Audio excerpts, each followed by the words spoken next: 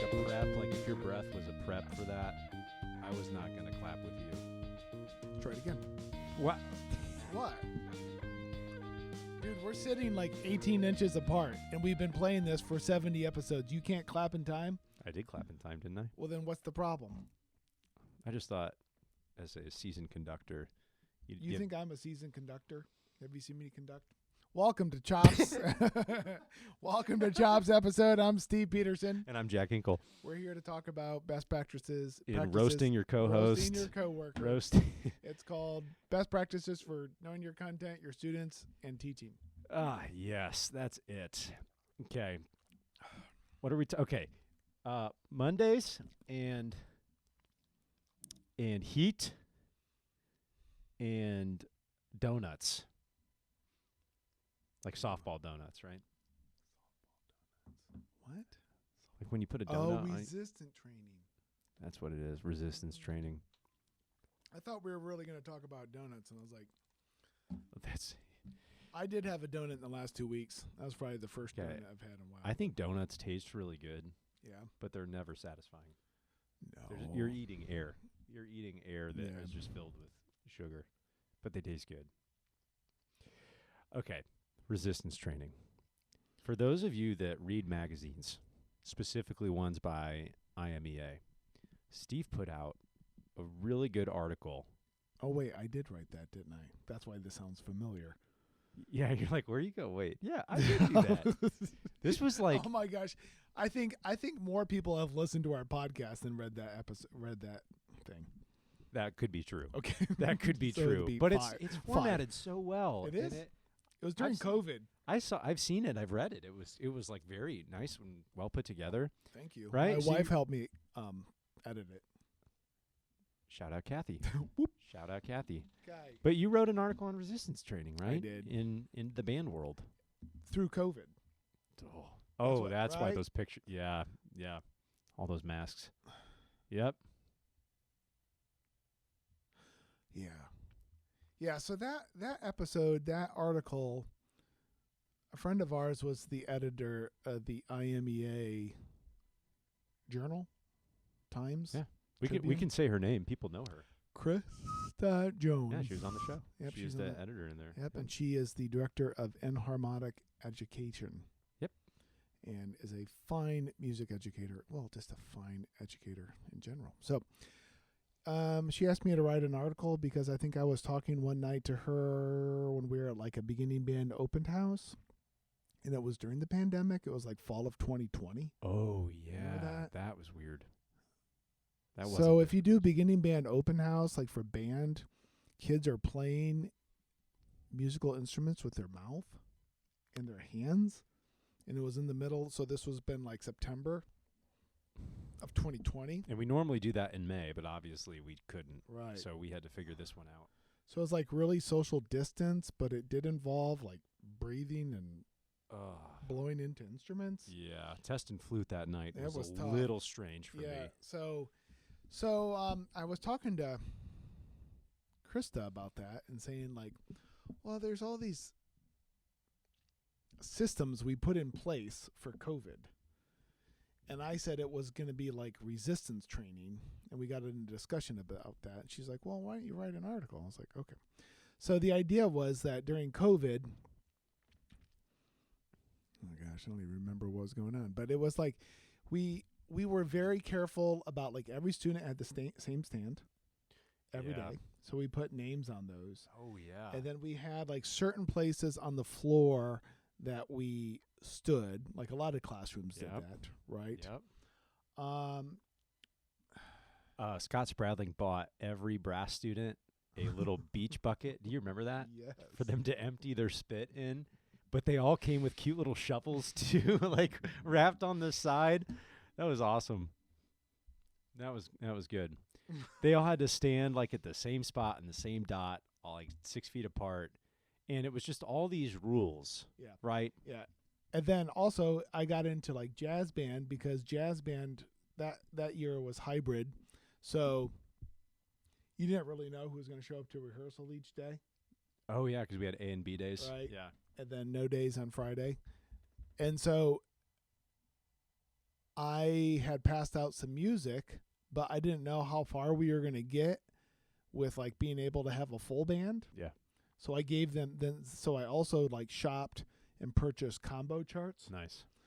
So we kind of got into that in with Sinfonietta, Yeah, the flex band tunes. flex bands. Yeah. So basically, just plain simplified, not as many parts to read with fewer amounts of kids. Right. So then when you play the music live with whatever ensemble you have that day, it's going to sound like the full piece. Yes. Just rewriting which instruments are playing which parts. Yes. So the resistance training came in with following all those different kind of protocols, and in theory that you're adding resistance to your day, Yes. and there will be a payout. Yes. So, we're using this as like a metaphor, but right, this is like an athletic thing, right? Resistance training, where you add resistance, you add weight to whatever you're doing. That's why I brought up the donut.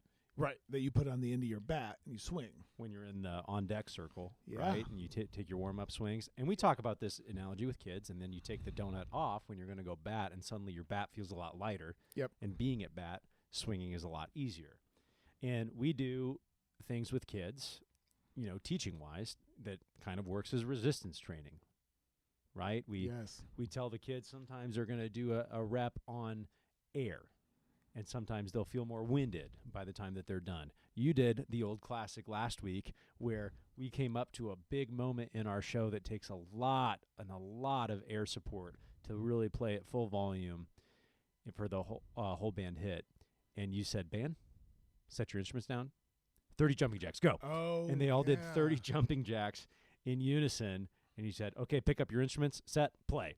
And suddenly they're like super winded, but they have to find it within them to go through that. Yeah. So that's not metaphorical. That's like true resistance training in terms of band. Yeah. But we've encountered some less than desirable rehearsal conditions. And I know we did the Bug-A-Geddon thing. That's a different thing with what was happening recently. Bug-A-Geddon. Oh, by the way, I think I told you this. I told the kids this. I have a water cooler, like an igloo. The next time I use that water cooler after Bug-A-Geddon, I realized there were bugs in it. Oh, did they like slip in through the nozzle? Did you drink any? No, I was bug free, but I did wash it up. But that was kind of gross. And I was like, those things. That makes me think I should check mine. Yeah, I'll just leave that for next year, Jack, at band camp. Yeah. Okay, so we had Bug-A-Geddon. That was kind of resistance training, and then this week, Heat. Like most of the United States has been in a heat wave. Yeah. Right? Yeah. Like high 80s in the middle of September. Right. And, last week we talked about food, water, sleep, right? That was our shtick last week. Yep. And while we talked about that, I mean, that was kind of our rally cry for the kids. I should say your rally cry for the kids in the last week, because now that it's like the middle of the school year and they're getting asked a lot of them physically, it's very easy for them to not be completely nourished because of how much time they're spending here. And if they're not intentional about it, it will slip. And so we're trying to help them with that. And then came the heat, and kind of all that came to fruition. So you want to talk about the hot day and how you chose to approach it? This past one? Or you could talk about both. I don't know if you want to talk about both. Oh, Your choice. Well, the past 2 Saturdays we had 3.5-hour rehearsals. And this past Saturday, September 21st, it was like high of 86 or 7, but the heat was like up to 90. And you put that on blacktop, getting cooked in the sun. Right. And we were outside the entire time. Yeah. So, we had to be smart about that, right? So during the week, did a lot of reminding of drink plenty of liquids that are not caffeinated and don't have a lot of sugar. Eat 3 meals a day. So before you come to band at noon or noon 30, have breakfast and have lunch and eat dinner and get 8 hours of sleep. And at first, some of them kind of chuckled, and I was like, no, I'm serious. Like, we don't want you going to bed at 4 a.m. We talked about this last week, but we don't want you to go to bed at 4 a.m. and get up at 10 and then go, have a donut and chocolate milk and show up to band. Right. So rehearsal was pretty toasty.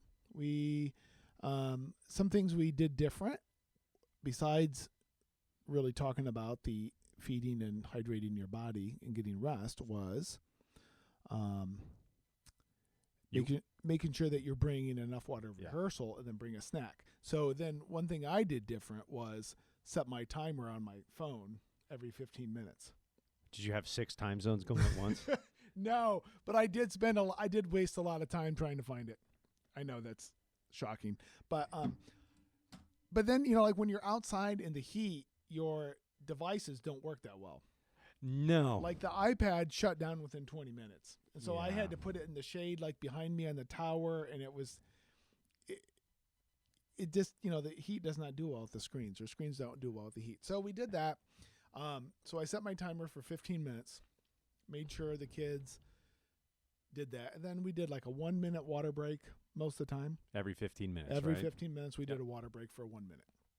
And then inevitably they were out of water, understandably, because they're drinking a lot of water.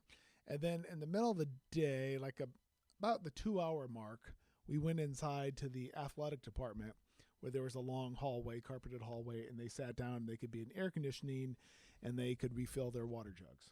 And you gave them about 10 minutes to be in there. Yes. And then it was probably about 3 minutes on either side getting in, getting out. Yeah, so it was like about 15 or 16-minute turnaround, right?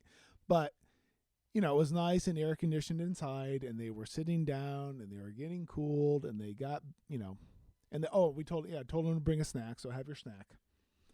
And then I thought that went pretty well. Yeah, and we've been in rehearsals before, 3.5 hours, hot, cold, nice weather, and the last 45 minutes are tough. Yeah. Mostly because of the physical fatigue and the mental fatigue. I mean, that's tough to handle well for a teenager and as an adult. Yes, it is. But I thought that was a nice change of pace, and then it kind of gave us a little momentum kick through the end of it. Yeah, and it's kind of funny because, like, don't you think when you think about like a marching band rehearsal or your jazz band rehearsal, you think about not wanting to waste time, right? Right. And then you're like, you know, so thinking about taking 15 minutes out to do nothing productive, although it is productive, but, you know, it's working smarter, not working harder. Right. That pays off. Yes. Well, and I thought the same thing, too, because, you know, it was still really hot when we got to our competition, and we were trying to find ways to manipulate our warm-up area to make it cooler for the kids, and we did find some shade for them, which worked, kind of. No, we did. Yeah, most of us did. The warm-up did. area was in this huge it was supposed to be on turf. But like grass, not the fire department said we could not be on it because they said it was 120 degrees. The turf was. Wait, are you for real? The fire department said that? Yeah. At the show? Yeah. I had no idea. On the warm-up area. Okay. Yeah. So, but then we were supposed to be in an athletic field, but so this was like around 7, and the sun was just ripping down on you at an angle, and I was like, I'm not going out. I'm not putting the kids out there. So, yeah, you looked at it and you're like, that just like makes me hurt just looking at it. The kids are going to be toast. So we stayed in the shadows of the building, kind of made up our own warm-up space. And I don't know what Mr. Golden did on the physical or on the marching side, but on our side with the choreo, I told the kids I was going to be intentional about doing fewer reps, but making them more meaningful. Whoa. I don't even know if that meant anything. I just basically wanted to say, we're going to do fewer reps, but don't, like, keep trying hard. Okay. And I think I said, don't count like you're crazy people. I just said, like, count mezzo forte, but be meaningful, be intentional about how you go about this. I spoke very slowly to give them more time to mentally prepare. That sounded You're tough. like, well, count one. You're like speaking whale, like. Why say fast word? One slow word do slow trick. word do trick. What I didn't want is kids biffing instructions. I really didn't want to do that. And so it's not really that I speak slower. I just put more gaps in my words. Right, I'll say like chart 24. Visual only. Don't kneel. Set. If they blow that, that's on them. If they blow that one, that's on them, right? Uh-huh. Yeah. So just being really intentional about that stuff and helping them be successful while not overworking themselves. Because the last 2 warm-ups I taught, I got them going like crazy people. And I did not want them to do that last night. Why didn't Or you want Saturday them night. to do that? I just wanted to conserve them. And, we were talking about, too, like, we get them really, like, energized before the show, and then they have no energy during the show. And we're like, why is this happening? Yeah, why do they sound so fatigued? Well, it's because you smoked their chops. Yeah. Yeah. We played Fortissimo for 30 minutes It straight. was a team effort of kind of keeping the energy down intentionally. Like, yeah, we're just like, everyone calm down. Everybody calm. Trumpets, calm down. Yeah, you played a lot of F concerts in warm-up. You were like, okay, guys, group one, group one set. Okay, group 2, Right. come on. Best sound, come on. That's right. So, there is some elements of resistance training to Shouldn't that be day. there are some elements? Are elements being plural? If you want to go at me on grammatical expertise, let's just bring in one of your itineraries on here, and we'll get the Sharpies out. Wait. Yeah, What? you told the kids today, you're like, our contest at Elkhart is September 21st. And the kids were like, does he know that was 2 days ago? Wait, I didn't put that on the handout, did I? Yeah, you did. The dates are wrong? Yeah, Are you serious? I'm dead serious. Okay, keep rolling. He's got a good so you can think of this as resistance training. By the way, if you are not watching the video, Steve is getting up. He's off the screen right now, so he can go check the itinerary to see that I'm correct. For those moments of there it is. Gosh, I really hope we could get that on audio. I hope the mic caught that. There we go. Resistance training. You can combat it by adding the resistance, or some days you will be given resistance and you can see that there are ways to try and take it away. That's true. Right? And some days it's good to add resistance, and some days the days will just add resistance for you, and you got to figure out ways to take it away. For example, getting out of the heat, giving the kids a break. That was resistance added that we tried to take away, and it paid off. Yes. And the kids are really good at handling heat when it's in the summer and our bodies are kind of more used to it. Yes. You think back to those band camp days, we got scorched, Yeah, we did. but they kind of hung with it. And, they were only outside doing that activity probably an hour and a half at a time. Then we switched. And then we switch. And there's always that kind of change of pace. But now that we're mid-season, I think we were going for 3.5 hours straight outside. We were outside the entire time. And it's a lot of the same thing. We're just kind of rehearsing. We're not really doing different activities anymore. At least not that last weekend. Right. Yeah. So, can we talk about Mondays? Monday. Here's like your root beer stand. Jack had a case of the Mondays today. I would like to let you know Okay, go ahead. that that's true. Okay. So, here's what Mondays can that's- be that's for some sad. teachers. Okay, go ahead.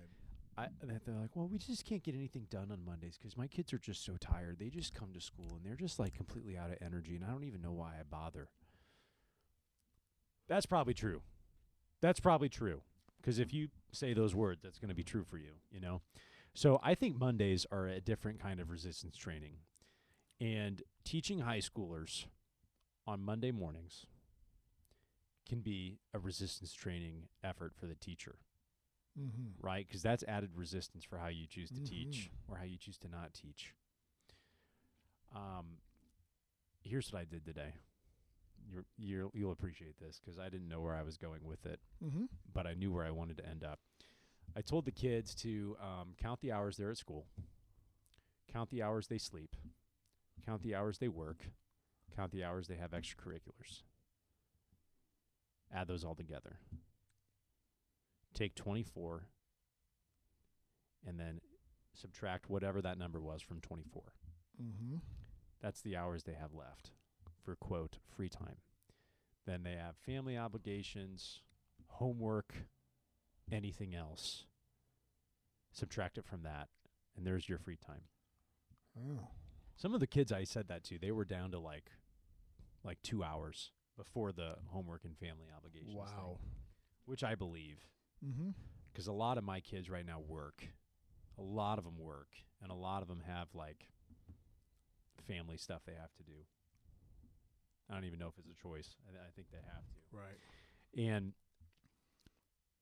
I said to them, like, there are a lot of students in the school today that are not here because the alarm went off at 7 a.m. They looked at their phone and said, nope, not doing it today, and turned off the alarm and went back to bed Right. and took the L for the day and did not come to school. And I Mhm. told them, like, you chose to be here. Mm-hmm. And I kind of did your thing. And I know it sounds cheesy, but if you can view your obligations as a choice, like you're choosing to do them, like you're owning that obligation, it may make it easier. And then I said, just so you know, this is a long way of saying, please turn in your missing assignments. Mm. I was like, just this is where I'm going with this. Like, I know you do a lot, but you need to do it all. You need to do it all. You need to turn in your assignments. Right. And I told them, I know that there are they may have some classes where they get totally dumped on with homework, just like a lot, but you got to stay on top of it and you got to find ways to do that. I don't even know if that was like meaningful to the kids, but I needed to do a different spin on a Monday morning and acknowledge their choice that they were at school. But I don't know if anyone will if we'll get more assignments or not. I don't know.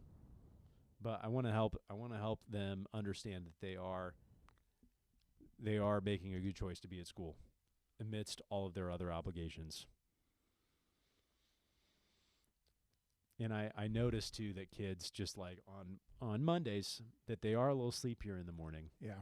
They are. And you teach first period. I do teach first period.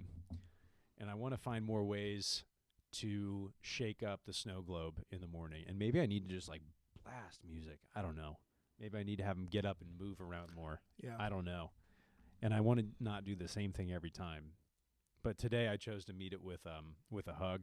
Mm-hmm. And then next time I might try and meet it with a nudge. Ooh, boy.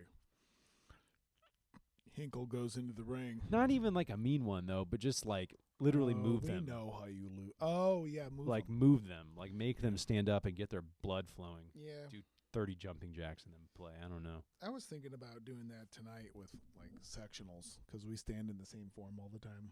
Mm. I was like, That's a good idea. I'm going to change that up. Yeah. Or maybe changing the start. Maybe I stand in the back of the room. There you go. Okay. I might do that tonight. That's a good idea. Switch up the order. Mm-hmm. That's good. Because it just gets kind of comfy and cozy. I came into jazz band today. Here was my resistance training. I was kind of like mean, but I was like, "Hey, all you dorks!" You know, like when I came into the room, Okay. just like, Boop, boop, boop, boop. "Yeah, Hey, all you dorks. Yeah. bunch of losers." You know. That's what you said? Yeah. And I said, "Today's I'm just going to be negative today." So I was like derogatory towards them, being ethical and moral, not using like bad words, but just being Condescending Monday. kind of like condescending Monday, you know. Okay. Just to and they were like, "Gosh, Mr. Peterson." Wow, you think you sounded really Wow. good, didn't you? Wow, do you like that outfit you're wearing today? You Wow, feel did good you about choose that? Wow, did you choose that on your own? Wow, I bet that's you're something. really proud. Wow, look at you. So that's how you taught today? That's how I started class. Did they throw it back to you? Yeah, a little bit. That's good. That was good. That means it's meaningful. Yeah, they were. Okay. They were in a good mood for whatever reason. And then we said, the question of the day or the phrase is, blank is important to me. That's good. Some kids went. So the first one, I think the first person that said sleep. Okay. A couple of people said my mom. Not like my mom, but their mom. Some people said friends. Did anyone throw in their significant other in there? No. Okay. Yeah. So Doing that just to kind of shake things up again, get a question of the day going. Yeah. Okay. Okay. Yeah, blank is important to me. None of them said jazz band. I'm sure in the big scheme of life, it's not. That's okay. It is okay. But everybody was there today, so that was a win. That's a win. That is a win. Everybody is there on a Monday. That was good. We haven't talked about this in a while, but the resistance training, changing up things as far as like how they stand and how they sit and where they go. I know that you do that sometimes still, like taking up your jazz band and totally mixing it around and sitting in pods and sitting in groups and right. Oh yeah. Right? Yeah, we did that. We did pods last week. We did that. That was for musical purposes, not necessarily for social, but getting kids closer to who they play in the same parts with. We're encouraging good intonation skills in that room. That's good. I'm pro intonation too. I'm pro intonation. I'm not a pro at it. I want it to be good. Yeah. So I'm thinking about this time of the year, and this isn't a band thing. This is just like a school thing. I read a book once. I know you're fascinated by that. Jack Hinkle has read a book about classroom management. And it said that the first day of school is the quietest day of school because every kid wants to assimilate. And when kids want to assimilate, they want to do the same thing everyone else does. No one really knows the teacher yet. You don't know your classes yet. So when they enter a new room, it's usually like really quiet. Okay. Pin drop quiet. Yes. And that sticks around for like a little bit of a honeymoon period. And we are out of that honeymoon period in the school year. Things are settled. I talked about this with my piano class today. We're like, it kind of feels like we're in the school now. It doesn't feel like a new school year. It's just like school's going. Right. And the novelty of a new school year of new classes is like worn off. And so we're kind of getting resistance training as teachers anyway, because we're losing our kind of early of the year push to help us kind of get moving through things. And at this time of year too is when like the grades really start to slip for kids because assignments start to add on. The attendance can start to slip because there isn't as much of a newness to it, right? Yep. And the drama starts to multiply, fester. Yes. Right? And this is it's normal kid stuff. Yeah. It's all normal kid stuff, but that stuff's going to start happening and everyone's going to get a little more resistance training opportunity. Right. And so we have to be conscious of how we approach that with our students and with ourselves.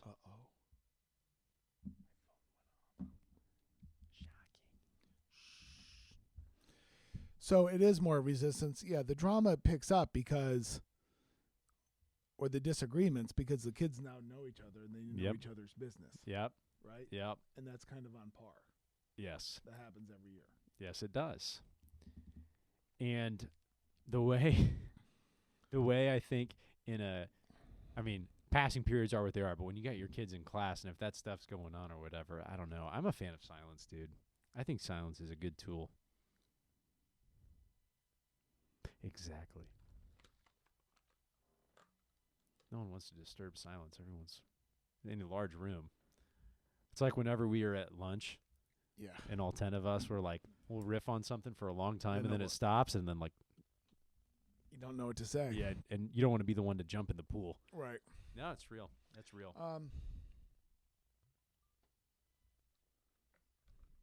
Yeah. I think you're good at leaving silence in the classroom. I have to be very intentional about that because I'm kind of a blabbermouth. Really? I don't mean that sarcastically. I think you have good moments of leaving space for silence. Thank you. Yeah. It's especially inside when everything can actually be silent and we're not out in marching band and like the soccer team's practicing. There's like 3 trains going by. Yep. There's that one person on a motorcycle who's like revving it. Oh my gosh. You know my joke about that though? I do. I think it's funny every time. I started this like a long time ago. I didn't Might know have been that. in school. Yeah. I didn't know it was that long. Anytime they're like on the school property or on the adjacent roads, and somebody has like a really loud motor, like a like revving it, or motorcycle or something like that, and I always say that's my mom. Okay, it was really funny though at warm up because we're at Penn High School and you're leading the entire ensemble in warm up, and you just got done with like some epic moment in the show, And a then- car went by. and it goes, and you go to the band, who's that? And they all go, your mom. Which, like, if you were like a neighboring band walking by and the entire band just told just the says, director- director, your mom. It would seem That derogatory. would seem pretty weird, but that was like really funny. I laughed out loud at that moment when the entire band went, your mom. That's like such a stereotypical teenage joke, but like you literally asked, who is Yeah. that? It's your mom, Mr. Peterson. Yes, it is. Set. Yeah, has nothing to do with my mom. It just makes something annoying kind of funny. Right. Yes. Yeah. Because why? I don't know why, but that happens like constantly, like every once day. a rehearsal. Every day. Yeah. Dude, if there was like a catalog of weird sounds we hear, it'd be a few pages long. Oh, and the trains. Don't live by trains, dude. Yeah. That is stupid. Can't we fly everything now? Isn't that easier? Well, we should get some feedback on our listeners. Like, do you guys live? Is your school district split by railroad tracks? Yeah, that's a Because interesting in the choice. town of Elkhart, well, some of us live in Elkhart, some of us live in Goshen, and Concord is on the cusp of Elkhart and Goshen, and it's this little island called Dunlap, which is not a zip code. It's basically like Flavor Freeze Maybe a ice cream. township. But Concord Township goes into Elkhart proper. Oh, yeah, we're kind of the weird. Yeah, so we don't have a town. We're in Elkhart County, so we're part of Elkhart City, and also we're in the county. Elkhart City goes into the county, and then it goes into Goshen Town, Goshen City. So there's people that live in Elkhart and Goshen, but we're surrounded by, we have a bypass, we have a highway, then there's two rivers in our area, the St. Joe River and the Elkhart River, which leads to bridges, and only one way to get over the water, right? It's true. Especially if you live more towards Elkhart, like where Yep. I live, you have to go over the bridges. But then also we have a superfluous amount of trains, Wow, nice. right? It's true. I mean, a lot of trains All the time. all the time. And it's a triple track. So A there triple can be track. there can be at least three, or at most three at And once. it parallels this main highway called US 33, which turns into Main Street in Elkhart. But it kind of divides our district into half, It does. like right down the middle. So you have what we call like Oxbow and Eastside, which are more the north and the east part of the district. They live on the north side of the tracks or on the east side of the tracks. And then we have South Side and West Side, which you guessed it, are on They're the on the south other and side of the west side tracks. of the tracks. And And the high school is in the South Side Right. district. right. And so there's mornings where the train will stop on the triple tracks on US 33. Yeah, the train's like, excuse me, sorry, pardon me, and excuse it takes me. like half of our It's like the guy district. like going in the movie seats, like with the Pardon popcorn me. and the pop. Like, sorry. It's like spilling popcorn on you. And you're like, can you like just stop? Just sit The down train's with your just like right there. It's like, sorry, I know you have to go to work and you have to go Yeah. to school, but I'm just going to be I know, right they here for park- about 16 hours. and they park it, and then everybody has to go around to see which guardrails are up, and then they have to go to like the nearest bypass, like overpass or underpass. Yeah, and it's brutal. it is. Okay, two things about that. One, I'm pretty sure I saw a guy get out of the train once and just walk to the Taco Bell. I think that happens. I think I wonder, do they just stop when they Yes. see something good? They're like, Taco Bell. right. Yeah. Woo This bad boy in woo! park. Choo choo! All aboard for Taco Bell! And that Mountain Dew do. Oh my gosh. I think that's what they do. Okay. Second thing about that Yeah. is that back in the day, before they had the overpasses, our school district used to give you excused absences Oh. because I lived in the Oxbow district. Wrong side of the tracks. And I was on the wrong side of the tracks. And if I ever got up to like a stop train there were no bypasses. You were just kind of out of luck. Yeah. So you roll into school pretty late, and then if you told the attendance office person, you're like, there was a train, they'd be like, okay, and excuse it. It was great. Now the kids aren't so fortunate. They have to take a 'cause T. now there's bypasses and underpasses. So there's always and a way. overpasses. So, but it is kind of a fact of life. Now, you live on the same side of the tracks as I do, and we both grew up on the other side of the tracks. Different lifestyle. Right. Yeah, you had to plan. You had to be Right. careful. So I do actually, but I go under an underpass every day. Oh, yeah, So I live in Elkhart proper, and so I have to go through an underpass every day, but that's fine. Mm-hmm. Nothing to stop you. No. I take the back roads now. It's a beautiful drive to school. It's great. Jack, you got to watch out for those deer. I hit one once. Well, really, it hit me. you. And there was a little cute tuft of fur in my hood. Bambi. Yeah, it didn't make it very well. Okay, so that's a far cry, but that's kind of a little idea of resistance training too, if I may stitch it together. What's the resistance training of the trains? Well, you got I to get it. Sorry, resistance training. Nice. Good job. Good Sorry. job. Okay, well, it's you adapt. It's resistance living on the other side of the tracks. Oh, yeah. And so you have to adapt Yes. to make it work. Yes. So is there like an overarching moral we're giving to our listeners? Is there like a Well, redeeming factor? I think if we can go back to the quote of Ken Snook, Let's do it. Let's go back to this quote.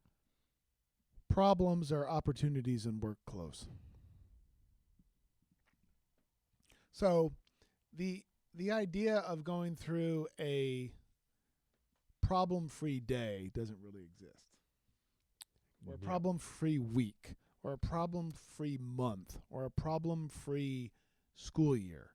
It's basically the positive take are all these opportunities of how to change and morph when it's hot, when it's raining, when the trains are on the track. You know, like you got the Monday grumpies, but what do you What do do you do? to pivot or to change to make things work and not to say, well, forget it, I'm not going to do it. In like paraphrasing that quote we had from Grant Longenbaugh from the quote Yes. we had from the coach, like teaching doesn't get easier. You just get better at being a good teacher. Yeah. Right? Right. That's all it is. It's never easier. You just find better ways around solutions or two solutions. Two solutions. So I think that's the moral of this. So you heard it here, folks. It doesn't get easier. You just learn how to do. I mean, you could apply that to anything, though. You know, I mean, you apply that to relationships, Yep. right?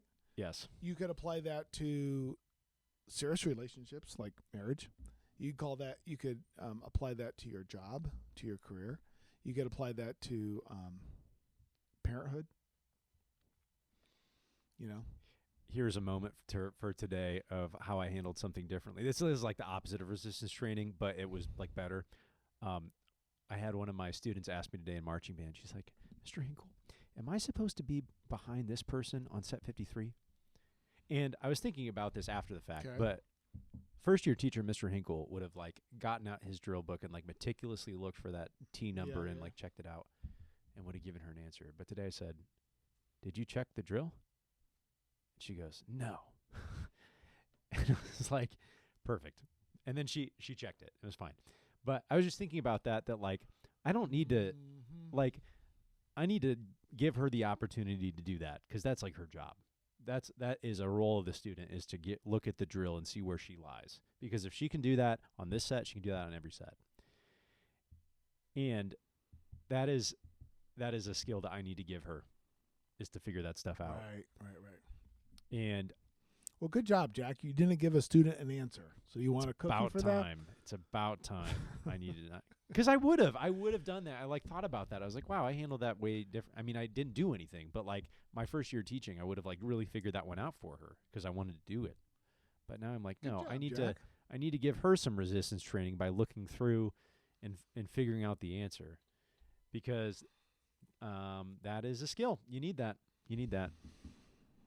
That is a skill. That's a Figure it skill. out. Figure it out. Okay, so I thought we wrapped this up nicely. So for anybody that listened to this, thank you. Resistance training. We've done something like that before, but we talked about it in different areas. I thought it was good. So I'm just complimenting ourselves. I got to go get food.